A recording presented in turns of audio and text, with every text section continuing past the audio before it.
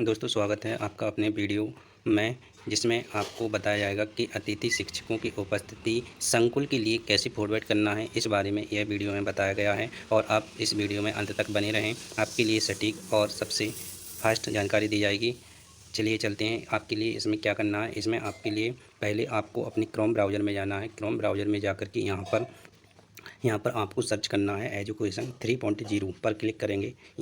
यहाँ से थोड़ी आगे आएगी तो एक वेबसाइट ओपन होगी। एजुकेशन पोर्टल 3.0 पर क्लिक करेंगे तो यहाँ पर क्लिक करने आपके लिए यहाँ पर क्लिक करना है। यहाँ पर क्लिक करते हैं। एजुकेशन पोर्टल 3.0 पर क्लिक करने के बाद आपका एजुकेशन पोर्टल 3.0 ओपन हो जाएगा। इसमें आपके लिए सबसे पहले आपके स्कूल के यूज़र नेम और पासवर्ड यहाँ पर फिल करेंगे। यूज़र नेम पासवर्ड फिल करने के बाद आपके लिए एक नए विकल्प ओपन होंगे। चलिए चलते हैं, इसको अपन कैसे लॉगिन कर सकते हैं। यहाँ पर आपके लिए यूज़र नेम में आपके स्कूल का डाइस कोड फिल करेंगे। यहाँ पर डाइस कोड फिल करने के लिए यहाँ पर हमने एक डाइस कोड ले लिया है और उसका पासवर्ड है। यहाँ पर डाइस कोड और पासवर्ड फिल करने के बाद नीचे जाएंगे, यहाँ पर कैप्चा फिल करेंगे। कैप्चा फिल करने के बाद यहाँ से कैप्चा फिल करने के बाद यहाँ पर लॉगिन पर क्लिक करेंगे। चलिए लॉगिन पर क्लिक करते हैं। लॉगिन पर क्लिक करने के बाद यह होम पेज ओपन हो जाएगा। अब यहाँ पर आपके लिए लेफ़्ट साइड में सभी ऑप्शन दिखाई देंगे। इसके बाद हम ये लेफ़्ट साइड में जो सभी ऑप्शन दिख रहे हैं इनमें हम जाएंगे तो इनमें आपके लिए गेस्ट फैकल्टी मैनेजमेंट सिस्टम पर क्लिक करेंगे। गेस्ट फैकल्टी मैनेजमेंट सिस्टम ये आपको यहाँ शो हो रहा है तो इस पर क्लिक करेंगे। इस पर क्लिक करने के बाद आगे के जो ऑप्शन खुलेंगे उनमें और सब ऑप्शन भी खुलेंगे, जिनमें आपके लिए यहाँ पर क्लिक करने के बाद ही देख पाएंगे। तो आप यहाँ पर क्लिक कर दिए हैं। क्लिक करने के बाद आपके लिए यहाँ पर आप देखिए कि सबसे पहले यहाँ पर होम लिखा हुआ है। होम के नीचे आप रिलीविंग वाला ऑप्शन देखें। इसके बाद आपको अटेंडेंस मैनेजमेंट देखना है और मैनुअल ज्वाइनिंग और रिपोर्ट इसकी, ये आपको ऑप्शन स्क्रीन पर शो होंगे। तो चलिए हम एक एक ऑप्शन इनको चेक करते हैं कि किस ऑप्शन में आपकी अटेंडेंस में इससे संबंधित क्या जानकारी रखी गई है। चलिए आगे चलते हैं। तो यहाँ पर हम अटेंडेंस मैनेजमेंट पर क्लिक करेंगे। अटेंडेंस मैनेजमेंट पर क्लिक करने के बाद आपको अटेंडेंस फिनालाइजेशन का ऑप्शन दिखाई देगा। आप इस पर क्लिक करेंगे। फिनालाइजेशन पर क्लिक करने के बाद आपके लिए एक न्यू पेज ओपन होगा। इसमें आपको अटेंडेंस फिनालाइजेशन के लिए यहाँ पर ऑप्शन खुल जाएंगे। यहाँ पर आपको वर्ग चयन करना है कि आप किस वर्ग में पढ़ा रहे हैं। यहाँ पर आपका मंथ और ईयर सेलेक्ट करना है कि आपने जुलाई से ज्वाइनिंग ली है तो आप यहाँ जुलाई अगस्त से लिए तो अगस्त यहाँ सेलेक्ट करेंगे। आपको जुलाई और अगस्त, यदि जुलाई से लिए तो जुलाई अगस्त तक की ही यहाँ पर जानकारी शो होगी। तो चलिए हम क्लिक करते हैं। तो वर्ग यहाँ पर हम सिलेक्ट कर लेते हैं। वर्ग यहाँ पर आप 2 सिलेक्ट कर लीजिए और जो भी आपका है वर्ग, आप जिस वर्ग में पढ़ा रहे हैं, यहाँ आप अपने अगस्त का पेमेंट देख सकते हैं। तो यहाँ पर हम सर्च करेंगे। तो सर्च ऑप्शन पर क्लिक करने के बाद यहाँ सर्च ऑप्शन पर क्लिक करेंगे। सर्च पर क्लिक करने के बाद चलिए क्लिक करते हैं। क्लिक करने के बाद आपको इस प्रकार से विकल्प दिखाई देंगे, जैसे कि अतिथि शिक्षक यूजर नेम, अतिथि शिक्षक का यूनिक कोड यहाँ पर आपको दिखाई देगा। ये यहाँ पर अतिथि शिक्षक का नाम और यूनिक आईडी इस ऑप्शन में दिखाई देगी।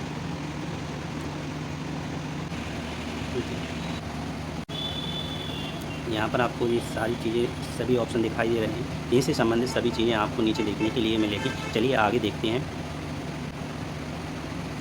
चलिए यहाँ पर हमने एक जानकारी ओपन कर ली है। इस प्रकार से किसी विद्यालय में ये 3 अतिथि लगे हुए हैं।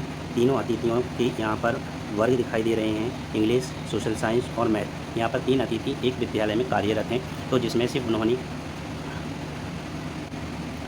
यहाँ पर आपके लिए सही विकल्प भी दिखाई दे रहे हैं और नीचे आपके लिए सभी कॉलम दिखाई दे रहे हैं, जो कि हम आपको बताना चाहते हैं कि इस कॉलम जी यहाँ पर विद्यालय का आपका नाम शो हो रहा है। तो यहाँ पर आपके वर्ग पैनल दिखाई दे रहा है। यहाँ अतिथि शिक्षक हेतु माह में कुल दिवस कितने हैं। तो यहाँ पर जुलाई मंथ के यहाँ पर 27 दिन इन्होंने काउंट किए हैं कार्य दिवस के रूप में।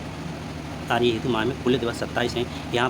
यहाँ पर आपको 1 जुलाई से 20 जुलाई तक की अटेंडेंस को रजिस्टर से ऑफलाइन भरना है, क्योंकि यहाँ पर कोई अनिवार्य अटेंडेंस नहीं की गई थी। अटेंडेंस अनिवार्य 18 तारीख से की गई थी और 18 के बाद इन्होंने 21 तारीख से ही मान्य किया है। तो आप यहाँ पर आप अपनी यहाँ पर उपस्थिति रजिस्टर से देख कर के यहाँ पर आप क्लिक करेंगे और यहाँ को एडिट करके आप यहाँ पर 20 लिखेंगे, यानी कि 20। यहाँ पर 20 आप लिखेंगे।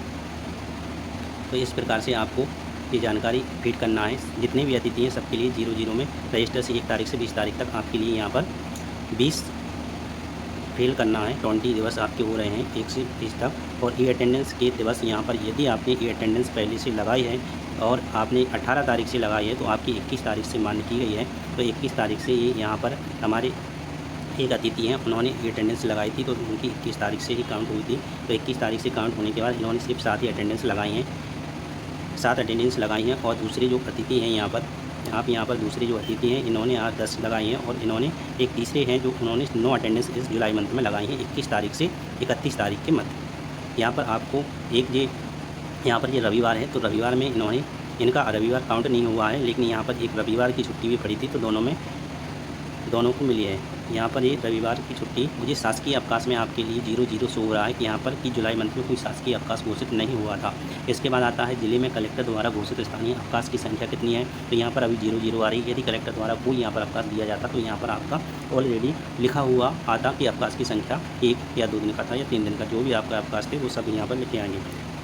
आगे चलते हैं यहाँ पर, तो आगे यहाँ पर लिखा है कुल कार्य दिवस। यहाँ पर 6, 7, 8, 9, 10 कॉलम को जोड़ा गया है।